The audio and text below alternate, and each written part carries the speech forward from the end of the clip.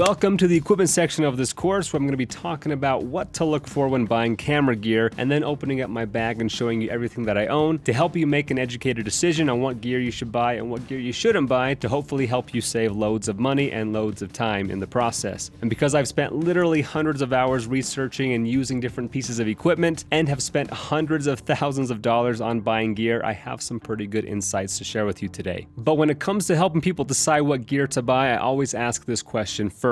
What do you plan on shooting? Because depending on what types of videos you want to shoot will depend on what gear I'd recommend to you. So I'm going to be going over different features to look for in camera gear to help you decide what's most important for you for the types of videos you plan on shooting. In this video specifically, we're going to be talking about the most important piece of equipment, which is the camera body. What camera should I buy? This is one of the top questions I get asked, so I compiled the list of my top 10 things to look for when buying a camera. Let's dive in. Number one is the price. Decide how much you're willing to spend and then begin looking for cameras in that price range. If you have no money at all, then I would just start out shooting with your phone. I've already proven in many of my videos that most new smartphones today can produce great results if you know how to use the camera well. And if your budget's more around $500, then I'd recommend getting an entry-level DSLR like a Canon SL2 or a Panasonic G7. And again, I've proven with a cheap $500 camera that you can also get great results. Now, if you have around $1,000, a few good options I'd recommend are the Canon 80D, the Sony a6400, and the Panasonic GH4. Each manufacturer are great for different reasons, which we'll discuss throughout the rest of this video. And if you have around $2,000, I'd recommend picking up the Sony a7 III, a Canon EOS R, or a Panasonic GH5S. And jumping up to $5,000, the Canon 1DX Mark II is probably the most popular DSLR on the market right now, and the camera that I use and recommend most. But I recently did a comparison video of this camera to the Sony a7 III, and the a7 III actually stacked up pretty well. So though I do think the 1DX Mark II is the best DSLR on the market right now, there's definitely comparable options for much less. Now, if you've outgrown the DSLR world and are looking to get into higher end cinema grade cameras, a couple good options would be the Blackmagic Ursa Mini, the Panasonic EVA1, and the Canon C200, all sitting around $7,000, again, each with their pros and cons. And if money just isn't an issue and you want to get a top-notch cinema grade camera, RED cameras are the most popular choice and will run you anywhere from $20,000 to $80,000. These are the cameras used on many popular Hollywood films like Guardians of the Galaxy, Pirates of the Caribbean, and so on. But again, I've proven on various occasions in my YouTube videos that you can get similarly stunning images to a RED camera just by using a smartphone if you learn how to use the camera well. So I always tell people that it's pointless to buy expensive camera gear if you have no idea how to use it. And that's what we'll be talking about in the rest of this course, is teaching you the skills that you need to learn in order to take advantage of the camera gear that you already have, instead of spending thousands of dollars on better gear in hopes that it's going to all of a sudden make your videos look professional. So there you have a few of my recommendations in different price ranges. Once you've determined how much you're willing to spend, the next thing I look for is when the camera was released or the age of the camera. When you find a camera you like, look up to see when it was released. If it was released several years ago, then look to see if a newer version has recently come out or is about to come out. You don't want to buy a brand new camera only to have a newer version come out the very next week. And if the one you're looking at is a few years old, you might want to look around for some good used camera deals. I know people that have found great condition 1DX Mark IIs for around $3,500 instead of a brand new one for $5,500. So don't be afraid to look for used cameras if it's been around for a while. Especially if your budget is low, I wouldn't recommend buying a brand new camera. Buy a used camera. I've bought tons of used cameras. It's a great way to get some experience, to get an idea of what you like, what you don't like, and you can always resell that for a slight loss and buy a brand new one when you have a better idea of what you want. So just decide what's most important to you, having the latest and greatest but spending more, or saving some money and buying something a little bit older and maybe used. Moving on to our third thing to look for is the resolution. Whenever you're looking to buy a camera, you're going to see a giant spec sheet, and we're now going to go over different specs that I recommend looking for. Now, we have a whole video talking just about resolution, but the standard in the industry right now for resolution is 1080p. So you want to make sure that your camera can shoot at least 1080p, which is going to be most cameras. However, 4K, which is twice the size of 1080, is quickly becoming the new popular resolution to shoot in and will most likely become the standard within a few years. So if you, like me, want to future-proof your footage, then save up for a camera that can shoot quality 4K. Realize that 4K isn't necessary, as most clients won't be able to tell the difference, and a lot of my videos I deliver end up being in 1080p anyway, but if you can afford it, there's obviously great perks to shooting in 4K. Keep in mind there's also some drawbacks, like 4K is harder to edit because it slows down your editing process, also fills up more hard drive space, which is going to cost you more money in storage space. So just something to be aware of there. Moving on to the fourth thing to look for when buying a camera is the frame rate, or how slow of motion it can shoot. When researching about a camera, it will usually tell you the resolution and then right next to it the frame rate. For example, 60 frames per second. That means it can shoot 60 frames or individual images per second. So not only do you want a camera to have high resolution, but you also want it to be able to shoot as many frames per second as possible in that resolution. And the reason you want high frame rates is because the higher the frame rate is, the slower motion you will get. 60 frames per second is the standard slow motion frame rate, but most cameras will have a trade-off of resolution for frames. So if it can shoot 4K at 30 frames per second, it will most likely be able to shoot 60 frames at 1080p. So when shooting, you'll have to choose between higher resolution or slower motion. If possible, I recommend finding a camera that can shoot at least 1080p at 60 frames per second. There aren't many cameras that can currently shoot 4K at 60 frames per second, and that's why I love the 1DX Mark II, because it can shoot 4K at 60. The GH5S can also do 4K at 60, but it has a smaller sensor size, which is our next category, sensor size. Your sensor is the part of your camera that captures light and converts it into an image. Generally, the bigger your camera sensor is, the better your image quality will be. So let's take a look at a few different sensor sizes that are out there. Full frame is the largest sensor size that can be found on digital cameras like the Sony a7 III or the Canon 5D Mark III. And then an APS-C sensor is another popular sensor size that you'll see in smaller, cheaper cameras like the Canon 80D or the Sony a6400. And then micro 4/3 is the sensor size that you'll see in the Panasonic GH series. And then drones and phones have even smaller sensors than that. And a few reasons why you want a big sensor is because number one, usually the bigger the sensor is, the better it will do in low light situations. Number two, bigger sensors will give you more shallow depth of field or background blur. And number three, your overall image quality will be better and less compressed. For example, 4K on a full frame camera is going to look better than 4K on an iPhone, because even though you have the same number of pixels, each pixel is going to be bigger on a camera with a bigger sensor, so the image will be less compressed, thus giving you better quality. So just remember that not all 4K is treated equally. You also need to take into account the sensor size to determine how good that 4K image will actually look. Also keep in mind that your sensor size will determine what lenses you can buy. For example, here's a photo taken on a full frame camera at 16mm and now on an APS-C camera, but because the sensor is 1.6 times smaller than a full frame, it has a crop factor of 1.6, making the lens appear more like a 25mm lens. So if you buy an APS-C sensor camera and you still want to have that wide field of view that you'd get with a 16mm on a full frame camera, then you'll have to buy a 10mm lens to get that same wide view, 10 times 1.6 equaling 16. And we'll talk more about choosing lenses for your camera in the next video. But moving on to the next thing I look for when buying a camera is light sensitivity, or its ability to shoot in low light situations. Like I mentioned, the sensor size will usually play a big role in how well it shoots in low light, but some cameras have better denoising technology than others. And you'll know how good a camera's low light technology is by its ISO rating. The higher the ISO your camera can go, the less noise your image will have when shooting in low light. Sony is known for their low light tech, and currently the best in the market for shooting in low light. Here's a side-by-side of the Sony a7 III stacked up against the Canon 1DX Mark II at 12,800 ISO, which is as high as the ISO can go on the 1DX Mark II. And you can see that the Sony a7 III has a lot less noise. So if low light shooting is most important to you, then Sony is probably your best option. Canon's probably second, and then cameras like the Panasonic GH series or Blackmagic cameras or smaller sensor cameras like drones and phones will typically do worse in low light. The next thing you want to look for in a camera is the color science and color depth. This has always been one of the biggest pros of using Canon cameras, and a big reason why I love their cameras is their straight out of camera colors. The biggest issue I have with Sony cameras is their colors aren't as natural looking, especially in the skin tones. Panasonic also has slightly less natural looking colors as well, but less than perfect color science can be compensated for with good color depth, which means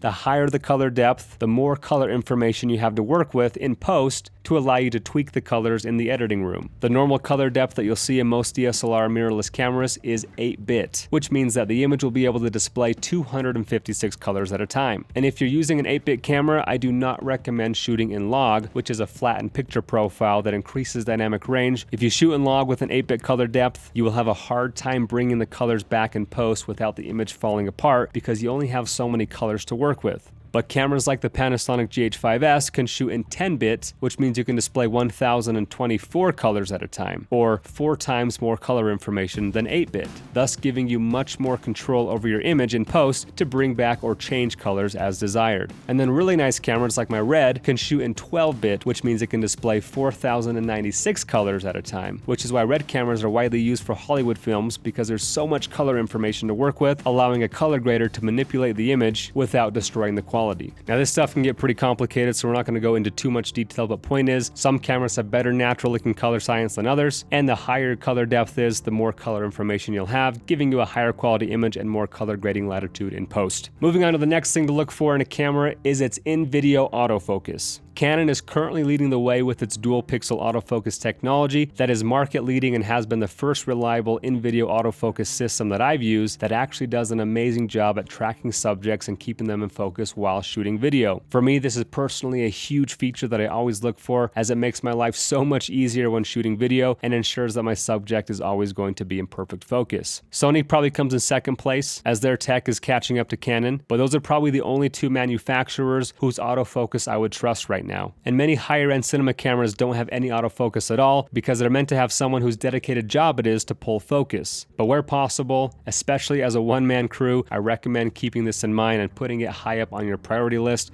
when looking for a camera. The next thing I look for when buying a camera is the ergonomics, which refers to the general shape, size, and functionality of your camera. Does it feel comfortable in your hands? Will it be able to fit on a stabilizer? Does it weigh too much? Are you going to be able to carry it around all day? Is it sturdy and durable? Is it weather sealed to hold up well to rain and snow? Is the screen big enough? Can you see the screen in daylight? Do you want the screen to be able to flip out for vlogging? Do you like the way the buttons are set up and the menu system? Is everything quick and easy to use for shooting on the fly? These are all little things that can have a huge impact on whether you buy a camera or not, and generally different brands of cameras will have different strengths and weaknesses. For example, at one time I considered getting a Blackmagic Ursa Mini, but it's too heavy and too long to fit on a glide cam or a 3-axis gimbal, so it wouldn't work very well for my style of run and gun filming. So instead I bought a Canon 1DX Mark II because it's much smaller and lighter. So just make sure to keep in mind those ergonomics while looking for a camera. And the last category I want to hit on is the lens options. The lens is just as important as the camera body, and Canon is well known for its excellent lens choice. They're going to have a lot more lens options and generally speaking are going to make better lenses than Sony and Panasonic. And if any of you are wondering why I keep leaving out Nikon out of this discussion, is because they haven't focused very much on video over the past few years, as they're more of a photography brand. They are starting to get more into video, but they're not one of my top recommendations for video cameras. But going back to lenses, just make sure to take a look at all the different available lens options that are compatible with the camera that you plan on buying before you buy it, because you may discover that it only takes certain lenses that you don't want or you do want, and may impact which camera you get. So there you have it, guys. Those are the top 10 things I look for when buying a camera. Obviously, those aren't the only things I look for, just the ones that I feel are most important to me personally, but there's other features that are big deal breakers to other people, like dual recording, which means your camera can record 2 different cards at the same time for instant backup files, or in-body image stabilization for smoothing out your footage if you shoot a lot of handheld shots, or tools like focus peaking and zebras for checking your focus and exposure, or battery life is another big one too. For example, my Red camera shoots amazing images, but the battery only lasts for 1 hour versus a 1DX will last about 3 to 4 hours, so that may make or break my decision on which camera I choose to shoot with on any given project. There's so many things to keep in mind, but hopefully this gives you a good list to check off to help you make an educated purchase depending on which features are most important to you. So make sure to use this as a guideline to help you in your next camera purchase. But that's it, guys. If you have any further questions, please let me know.